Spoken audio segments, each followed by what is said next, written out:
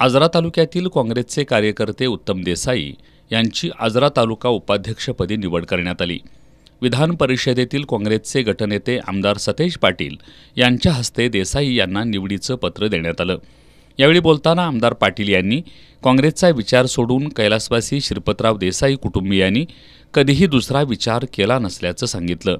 आजरा तालुक्यामध्ये काँग्रेसची विचारधारा असलेली लोक अधिक असून आगामी स्थानिक स्वराज्य संस्थांच्या निवडणुकांमध्ये कार्यकर्त्यांना संधी देण्यासाठी प्रयत्न करू, अशी ग्वाही आमदार पाटील यांनी दिली।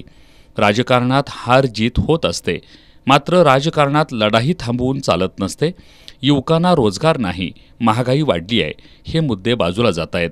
धार्मिक सणांची, धार्मिक आचार विचार, सण, देवांवरील श्रद्धा याची जाहिरात आम्ही कधी केली नाही, मात्र विरोधक त्याचीही जाहिरात करत असल्याची टीका आमदार पाटील यांनी केली। आता फोटो टाकायची स्टाईल आहे पुढच्या बाजूला, म्हणजे आम्ही काहीतरी करतो, आम्ही 30-40 वर्ष जन्मल्यापासून करत आलो। म्हणजे आता वडिलांच्या महाशिवरात्री यात्रेला आम्हाला जन्मापासून आई घेऊन जाते। आता हे सगळे जर आपण करत आलो तर त्याचा फोटो टाकतो, म्हणून उलट्या बाजूने हेच आला की वेगळ्या पद्धतीनं लोकांची मनामध्ये एक वेगळी भावना निर्माण करण्याचा हे खोडून काढलं पाहिजे।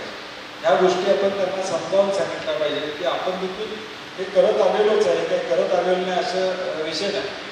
ज्या जातीचा माणूस आहे, ज्या धर्माचा माणूस आहे, तो प्रत्येकजण आपापल्या जाती धर्माच्या पूजा अर्चा आतापर्यंत करत आलेलाच आहे। मी काही नवीन केलं असं काय भाजपाने आत्ताच लोक धर्माकडे वळले असं काय नाही।